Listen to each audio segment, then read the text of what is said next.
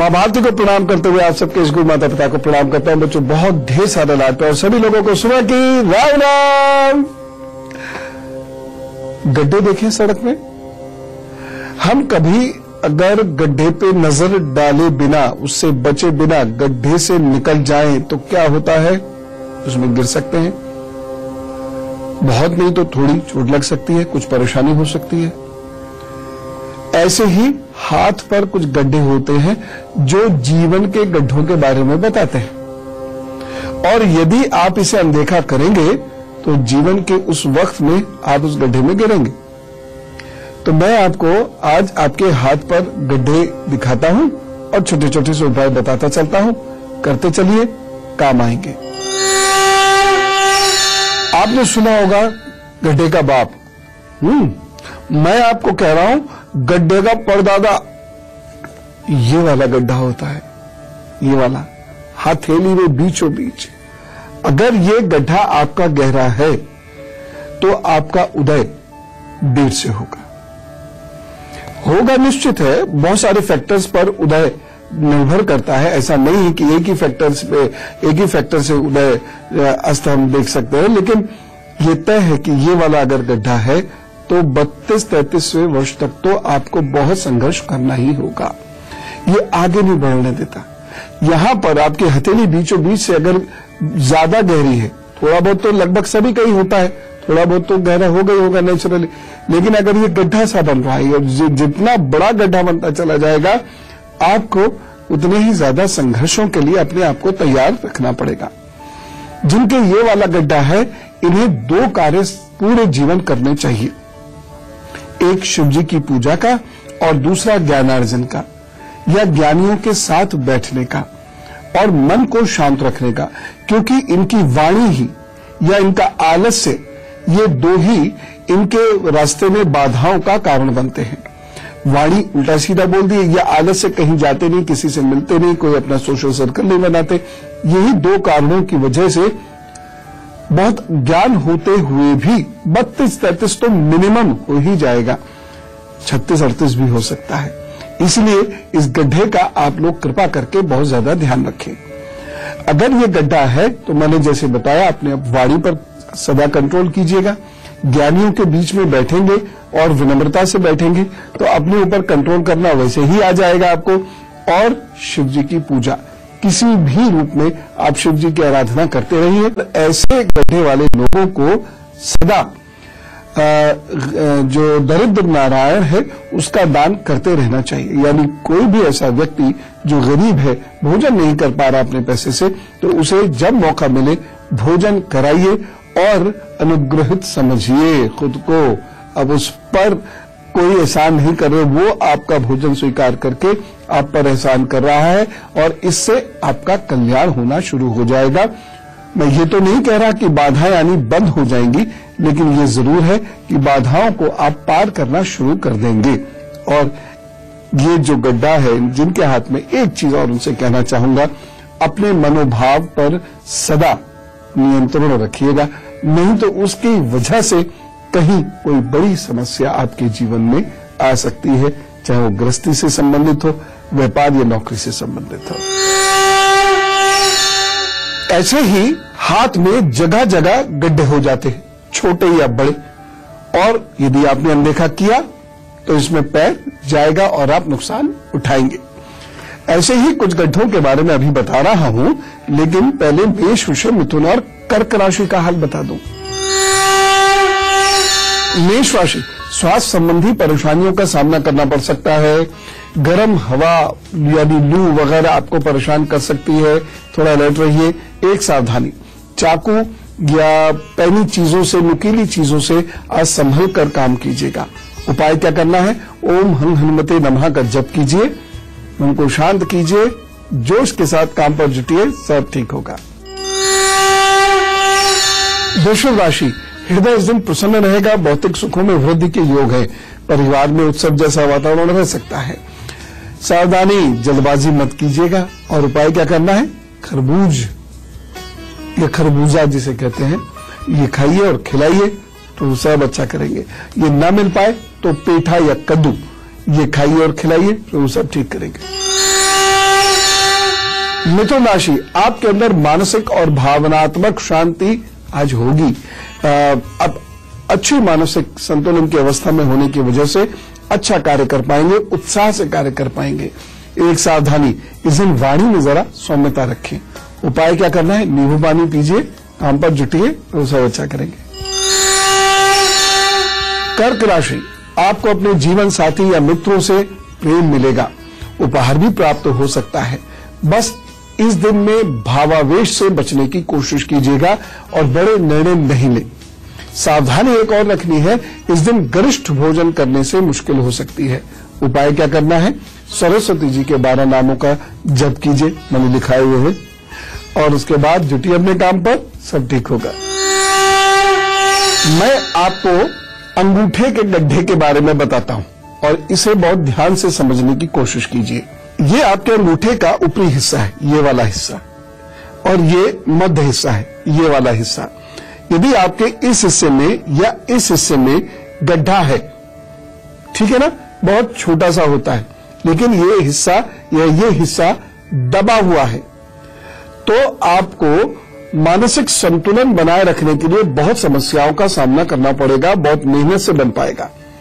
अब हमारे यहां, हमारे समाज में मानसिक शब्द को यदि हम प्रयुक्त करते हैं तो वह बहुत ही गलत अंदाज से लिया जाता है। वो सीधा ले लिया जाता है कि ये तो कोई मानसिक रोग की बात कर रहे हैं, और हमें मानसिक रोग थोड़ी है। जरूरी नहीं है कि हम केवल मानसिक बात करें तो उसका सीधा मतलब उसको रोग से ही जोड़ें।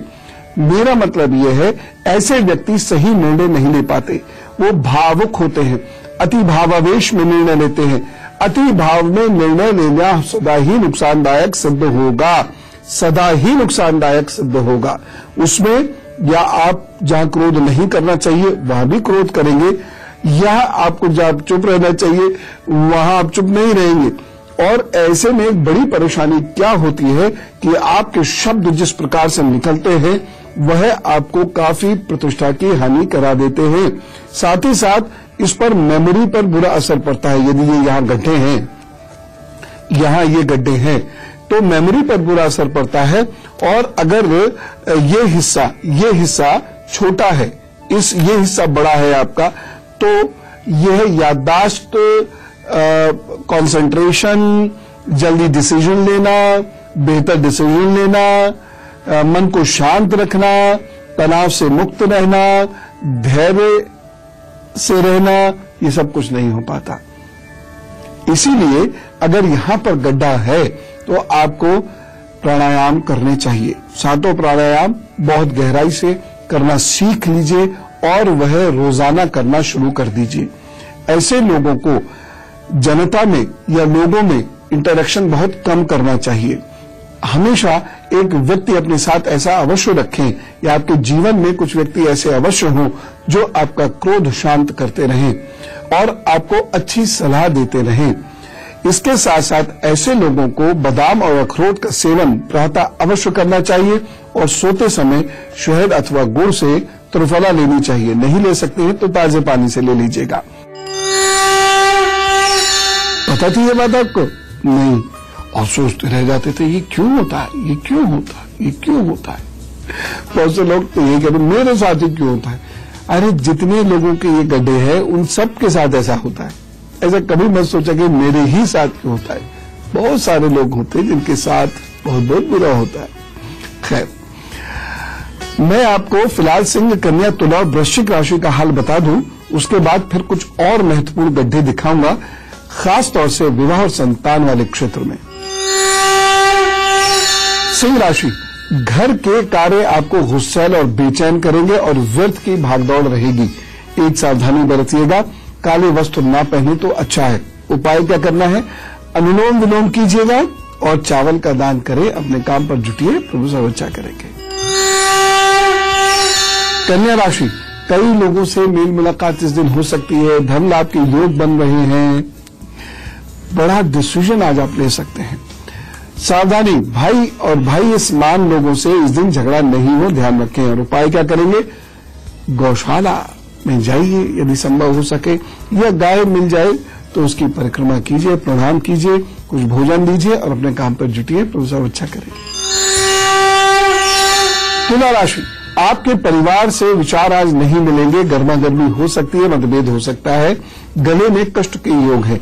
एक सावधानी बरतिएगा, थोड़ा मौन रहें और धन का निवेश नहीं करें। उपाय क्या करना है? श्रीम नमः, श्रीम नमः, श्रीम नमः, इसका कम से कम 108 बार जप करें, फिर अपने काम पर जुटेंगे, अच्छा रहेगा।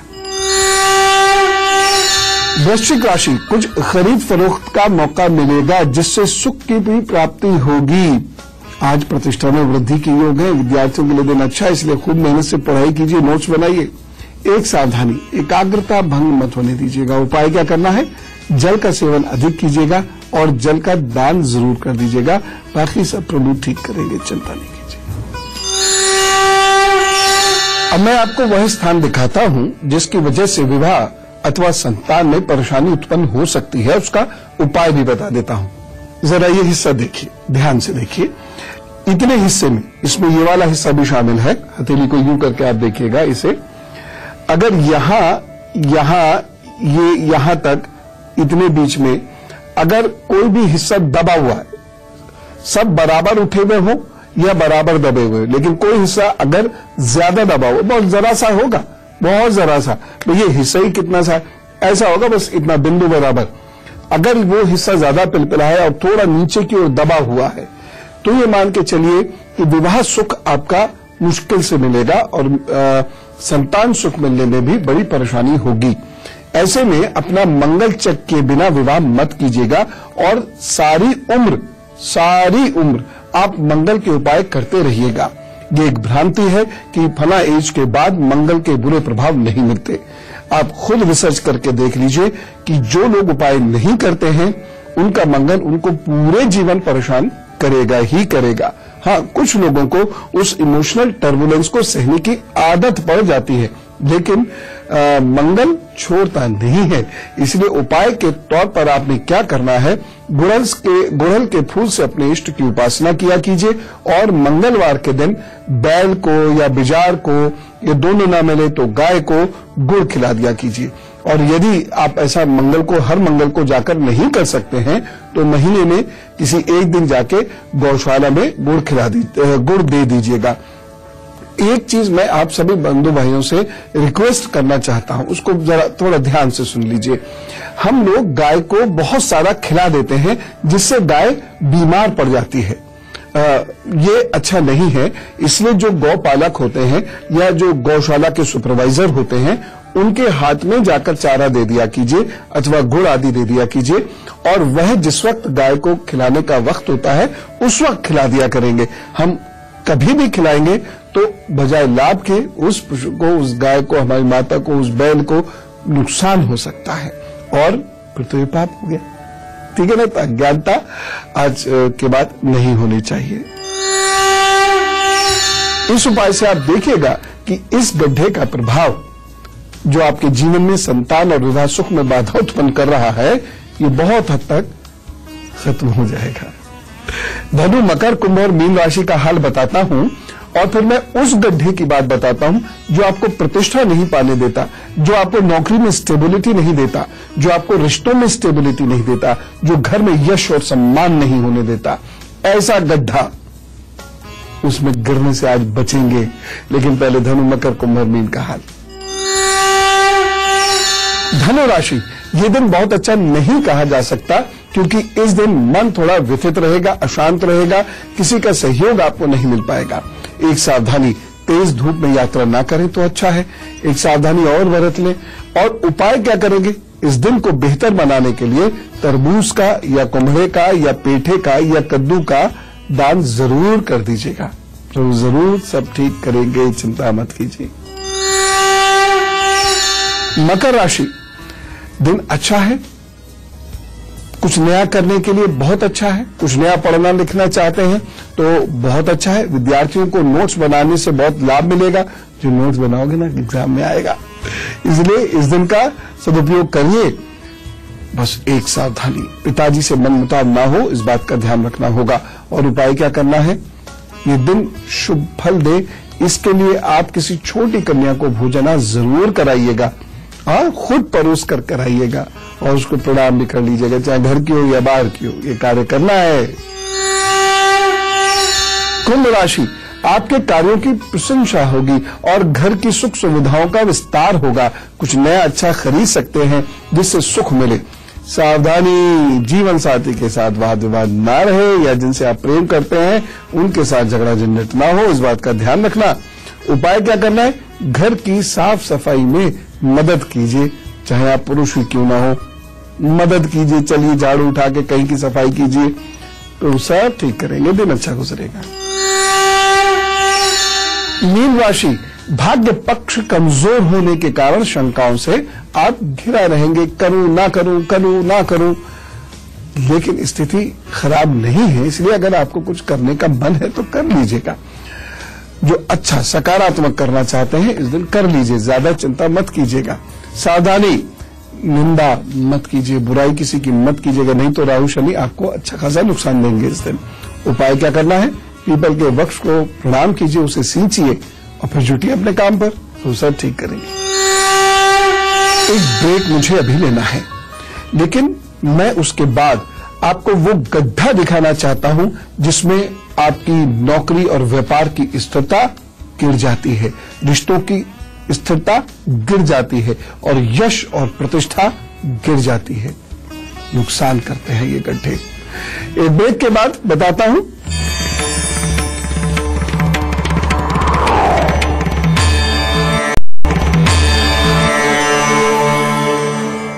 आइए, स्वागत है ब्रेक के बाद।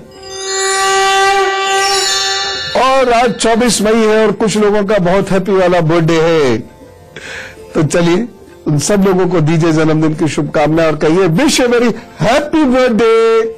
आपके आगे आने वाले 12 महीने अच्छे हैं, खास तौर से अगस्त आपकी मदद करेगा, नवंबर आपकी मदद करेगा, फरवरी और अप्रैल 2017 ये आपके मददगार सिद्ध होंगे। तो आगे आने वाले 12 महीनों में खूब मेहनत करके अपना कार्य कीजिए। बस थोड़ी सी समस्या रहेगी कि कोई विदेश यात्रा होते होते रह सकती है और किसी इमोशनल रिश्ते में परेशानी हो सकती है और आप ठंड या कमर की परेशानी से ग्रसित हो सकते हैं। इससे बचने के लिए आपको सिंपल एक कार्य करते रहना चाहिए। ओम नारायण नमो नमः का जप और बृहस्पतिवार के दिन हल्दी और चावल का दान, ये करना शुरू कर दीजिए और देखिएगा तो बहुत खुशियां देंगे। पूरे वर्ष ये आप उपाय जरूर करिए। Wish you all the best. और गुरु मंत्र बहुत गौर से देखिए, ये आपकी रिंग फिंगर है, अनामिका उंगली, जिसमें आप शादी की अंगूठी पहनते हैं। अगर इसके नीचे इतने हिस्से में यदि कोई गड्ढा है तो रिश्ते नातों में यश प्रतिष्ठा नहीं मिलेगी। और मैं इसके उपाय के तौर पर यह कहूंगा कि प्रेम सबसे करिए, निकटता किसी से मत रखिएगा। जो निकट आता जाएगा वह आपको परेशान करता जाएगा। आप में भी रिश्तों को निभाने की सलाहियत नहीं है, इसलिए जरा गौर कीजिएगा यहाँ पर कि अगर इतने हिस्से में कहीं कोई गड्ढा है तो आप डिस्टेंस मेंटेन करके रखिएगा सब लोगों से और अपनी भाषा पर बहुत नियंत्रण रखिएगा, उसकी वजह से परेशानी हो सकती है। यहाँ गड्ढा होने का मतलब है कि आप हो सकता है एक से अधिक कार्य करें, लेकिन किसी भी कार्य को सफलतापूर्वक आप पूर्ण नहीं कर सकेंगे। ये एक अजीब सा श्राप है। कोई कार्य आपसे शुरू होगा, सफलतापूर्वक समाप्त नहीं होगा। आपको अनेक नौकरी बदलनी पड़ सकती है, या अगर आप ऐसी नौकरी में हैं जहां से आपको बदलाव नहीं होता, बहुत से लोग जैसे सरकारी नौकरी में, तो लेकिन वहां घोर असंतोष रहेगा और आपके विरुद्ध षड्यंत्र जीवन पर्यंत रहेगा। तो मैंने आपको सड़क के गड्ढों जैसे हथेली के गड्ढे दिखाए, जिसको यदि आपने अनदेखा किया, ध्यान नहीं दिया, व्यवहार में परिवर्तन नहीं किया या उपाय नहीं किए, तो आप निश्चित रूप से उन गड्ढों में फंसेंगे, परेशानी अवश्य होगी। कितना भी मजबूत भाग्य क्यों ना हो, कपड़े तो खराब कर ही देगा, मतलब थोड़ी बहुत परेशानी तो देगा ही। लेकिन आप यदि ये उपाय करते हैं और समुचित परिवर्तन व्यवहार में करते हैं तो परेशानियों से बचे रह सकते हैं। तो इन चारों गड्ढों का बहुत ध्यान रखिएगा और खुश रहिएगा। बहुत सारे लोग खुश रह ही नहीं सकते, इससे बड़ा श्राप और क्या होगा कि परिस्थितियां बेहतर होने के बावजूद अपने अहंकार और क्रोध की वजह से या अपने मानसिक विकार की वजह से कोई खुश न रह सके, इससे बड़ा श्राप नहीं हो सकता। तो प्रभु आपको खुशियां दें और आप किसी को खुशियां जरूर बांटिएगा। चले, राम राम, नमस्कार।